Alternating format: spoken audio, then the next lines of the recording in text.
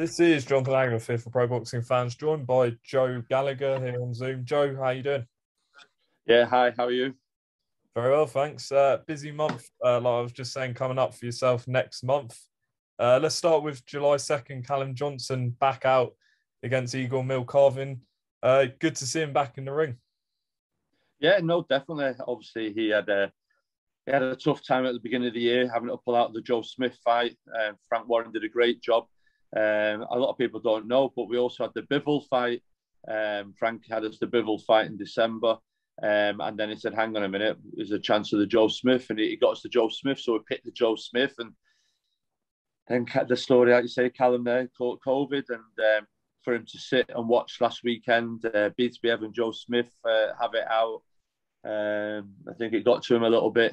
Annoyed, frustrated. And hopefully now he can take that into the ring next week in a fight that he was originally scheduled to fight him on the John O'Carroll Scott Quigg show just before lockdown for the European title. And then someone asked about it again in Eddie's garden. But here we are now. Fair play to Frank, giving Callum an opportunity. And he's a good fighter. He's only lost twice.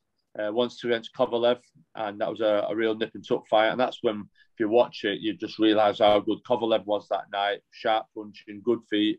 And then, like I said, last time out, he lost to an eye injury. So against the French guy now, who I think is in a final eliminator with Callum Smith. So he's a good fighter, only lost two, and he'll be coming to win. And for both of them, both of them are at the last chance saloon. Whoever loses, there's nothing more for them to do, is there?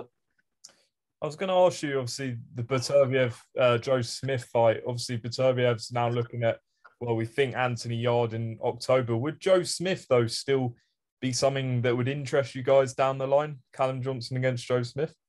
Yeah, I'm sure it would. It'd be a fan-friendly fight. And no, definitely. That'd definitely be an option. I'm sure many people would want to see it, whether that be in America or over in the UK. Joe Smith's a likeable fighter.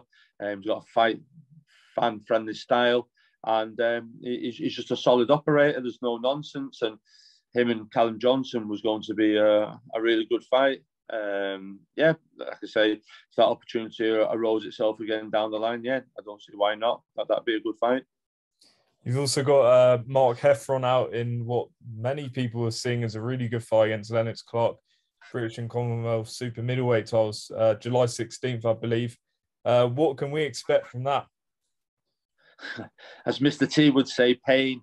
Yeah, no, that's a real juicy fight. Lennox Clarke is on a good run of form, and you've got to give full credit to Lennox. I like Lennox. I remember him going to the gym early on in his career, coming up sparring Callum Smith and that. And I think he's only had like 7 white collar fights and turned over professional, and there he is now, British champion. So full credit to him, and he's coming off a career best performance and what some would call an upset, but not in Lennox's mindset, over Willie Hutchinson. So yeah, his tail's up, and he wants to crack on. And for Mark Heffron now, he's moved up to super middleweight. He's had 2 fights with me since he's back with me in that division, and Mark's doing what I know Mark can do, which is punch, and hard, regular and often. And like I say, this is going to be a really, really good fight. I was talking to Steve Bunce the other day, and even he said this is a great trade fight, especially for the British title. And it's good to see that the British title still means so much for these type of fighters. And obviously for Mark Heffron, it's a chance for him to be a British champion, which he hasn't done that yet. And for Lennox Clarke, it's a chance of defending it and most probably moving on to the next level. Most probably he'll be looking at a rematch with Richards, who he lost out close to that time, Sniper Richards, their own Richards. So yeah, it's a good fight. And I think it's definitely one on the card that a lot of people will be tuning into. And we await news on Paul Butler's next move. Obviously, people talking about an undisputed clash with Inoue. Do you think that's likely? I'm 50-50 with it at the moment. There's lots of negotiations to be done. Inoue, there's some brilliant performance last time out. Usually impressive, but you know that's what you get. Paul is world champion now, first one for Liverpool to be a 2-time world champion, and he's earned his shot.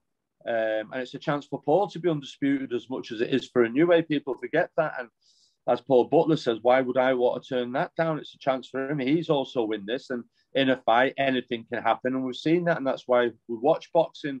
We're always hoping that that underdog can pull it off. And that's what you're looking for. People say Anthony Yarde's a huge underdog against Bitterbiev. Do you understand? So that's just how it is. And for Paul Butler, he just wants to get in there, test himself against the best in the world.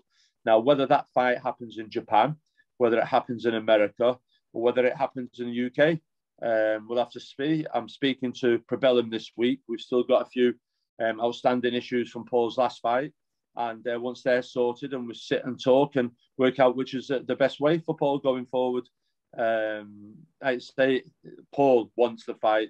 We know there's a top ranker involved in Inoue, and I'm sure they've signed Inoue to fight in America and showcase him there. So, like you said, there's a few hurdles to get over. We're also well aware there's Maloney as well, who's just had a win and just been made #1 at WBO as well. And there's Fulton in America that's wanting the fight with Inoue as well. So while there's this window of opportunity for that fight to happen, I hope it does happen, and I hope politics doesn't get in the way of it. I hope the fight does happen. And very much we're seeing at the moment these unification fights that are happening. And it'd be great by the end of the year if we see Spence Crawford, Tyson Fury, the winner of AJ Usyk, Butler and Inoue. I just think it's great. And there's a real feel of throwback 70s, 80s feel about boxing at the moment, that all of a sudden now the best are wanting to fight the best. They are wanting to become undisputed. And let's hope that continues for the rest of the year. And another unification that a lot of people would be interested in is Tasha Jonas against Hannah Rankin at super welterweight. Where are we at with that from sort of your knowledge? I was seeing some speculation last night. I don't know how true it is that Hannah Rankin was reportedly in talks with Terry Harper. I have no idea if there's any truth in that, but what's the latest from your end? Well, latest from our end, we've made Hannah Rankin an offer. We've given her a date, we've given her a venue, and we've given her an offer which is a career best ever payday. And as we understood it, in May time, Natasha was going to have a fight in May, a quick defence, when we knew that Hannah, but they were saying, no, don't worry. Once Hannah's done this, the fight will be done. So there's a date there in September for that fight to happen. So I don't understand no reason why that fight can't happen at Hannah Rankin. It's a good domestic fight. It's a unification fight. She's getting a career best payday, more money than she ever got for Savannah Marshall or Clarissa Shields. So all boxes are ticked on our side of it. So I don't know what it is. She's fighting on the biggest platform on Sky, and it'll be a good fight. As you know, Natasha Jonas isn't in any dull fights. Obviously, she was in the fight of the year of Terry Harper. I think she's one that's pushed Katie Taylor, one of the closest to winning that. Only lost by 1 point, by 1 round. There's a swing on that. And then also she won the title by knockout. So it's a great fight. It's England, Scotland. It's got everything that you want from it. So, yeah, it's down to Team Rankin and Hannah, what they decide to do. I was surprised.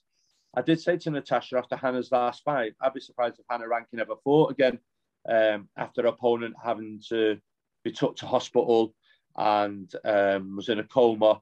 You don't know how fighters are after that. I remember Anthony Crolla after he fought Kieran Farrell. Anthony Crolla was never the same in the ring for around 2 or 3 fights after that. He was scared to punch too hard or finish people, and he got it back in the end. It come to him, but you don't know how it affects. So I was quite surprised, really. Hannah, I thought, oh, is this the game for me? But no, she's back, and she said she wants to fight. So let's go and make the big fight and give the fans what they want. And just tell us about the show you've got coming up July 30th in Bolton. Yeah, July 30th. It's Kieran Farrell's show, Fisher's Promotions. I'm helping him out with it. Obviously, M22 Promotions. I've got a few kids on the show. Crawler's got a few kids on the show. It's 12 fights. It's at Bolton football ground. Not in the stadium, but in the hotel beside it where they usually have it all the time. And 12 fights on it. SummerSlam. And it's got Jose Burton having his first fight at cruiserweight. Marcus Morrison out in a fight. getting them both back into title contention. Then on the undercard, you've got Mario Da Silva making his pro debut. Here's a kid you really need to keep a look out for. He's a really talented kid. Amy Timlin's fighting. You've got Jerome Warburton, who's just won the Welsh title, in fact, middleweight title. Sean Yaxley is 10-0. He'll be looking to go 11-0. Bobby Faulkner, Anthony Crowler's kid. Another kid, Sahir, talented kid, WBC Youth World Champion. So it's a good show. You've got former champions. You've got who are trying to get there again. You've got people hustling to get title shots. You've got prospects. You've got kids making the debut just at the start of the journey. So yeah, it's a good card and 12 fights, and I'm sure no one will be disappointed to turn up. Kieran Farrell's put some great shows on over the last 12, 18 months at Bowlers, and I think this is time now that we move to a bigger venue here at Bolton, and yeah, it'll do really well. We're really excited about it. Excellent. Joe, obviously we saw Anthony Joshua and Oleksandr Usyk come face to face yesterday, ahead of the rematch August 20th in Saudi Arabia. First of all, if you were, training Anthony Joshua, what would you be advising him to do in this rematch? Well, it's hard really, because it's easy sitting on the outside, but you've got to understand the sync of a fighter, the mindset of a fighter, and listen, when we've seen him with Ruiz walking to the ring at the Garden that time, there was a touch of, I wouldn't say Bruno Tyson's, but there was a bit of a worry, the occasion and everything. So you've got to understand the mindset. What they say and what they do are two different things. But I think AJ, obviously, he knows he's got to win. I'm usually disappointed that it isn't in England. I've got to be honest. I know they're taking it to Dubai, but I'm usually disappointed. It was often in the UK, we have heavyweights. We're very fortunate at this moment in time that we have Tyson Fury, Anthony Joshua, Daniel Dubois, Joe Joyce, Yuri Fury. We're very stellar, and it's a shame that the British UK fans can't come out and watch this rematch. Obviously, the rematch of Ruiz went over to Saudi Arabia, and now this one is, and it's usually disappointing because over in Jeddah is a different kettle of fish than Dubai or Abu Dhabi. It's a lot more stricter.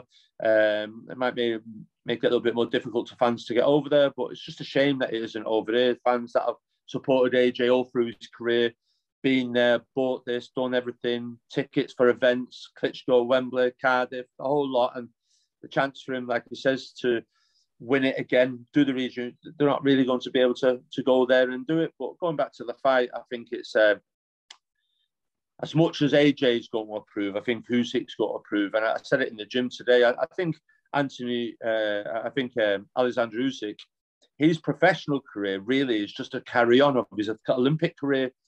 When you're an Olympian, you're used to traveling around and fighting the best in the world all the time at tournaments.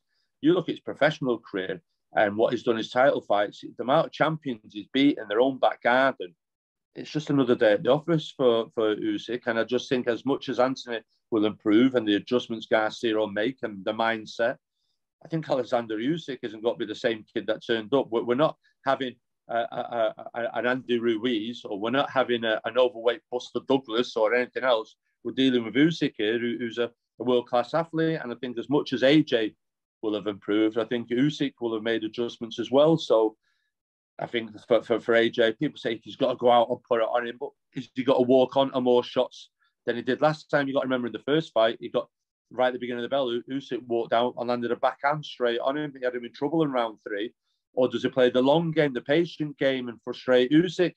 But it's a fascinating fight, but I just can't see AJ being able to deal with Usyk after 4, 5, 6, 7 rounds, and the wear and the tiredness beginning kicks in again. I just think it'll be there for Usyk again to come out of the most, probably get a late stoppage this time. And do you think, Tyson Fury said that he's retired, he's done, but do you think that he would be tempted to face the winner? I think he would do. Tyson Fury is a fighting man. He's obviously not ducked any challenge. We can never accuse him of that. He went to Germany, beat Klitschko, went to America, beat Wilder, beat Dylan White here. Everyone has asked him to fight. He's fought, he's beat. and he's gave rematches too. So that carrot, I think he'd only fight Usyk. AJ, I'm not sure. I'm not sure on the AJ fight. But Usyk, I think he do, because I'm expecting Usyk to win the belts. But if AJ won, then yeah, of course it would be a huge fight. But I'm surprised if he just sat there and people are talking about Deontay Wilder and the WBC. Everyone I've spoken to said they'd love to see Deontay Wilder versus AJ, see how that goes. That's a huge fight. That's a big fight. And Tyson Fury fight Usyk. We could have a little 2 semi-finals there. Do you understand? And how would you see that one going if they ever fought AJ and Wilder? I think, I just think Wilder, he just needs that one shot, don't he? And you got to remember, this is a man, Wilder, who many people say is one of the biggest punching fighters of our generation in the heavyweight division. And he did have Tyson Fury down a couple of times and had him out, but he got up. And no one else has come close to doing to Tyson what he did. And he's if he's had a good break and he's mentally refreshed and he's ready for the challenge again, I think Wilder and Joshua is a bigger fight than Usyk Joshua rematch now.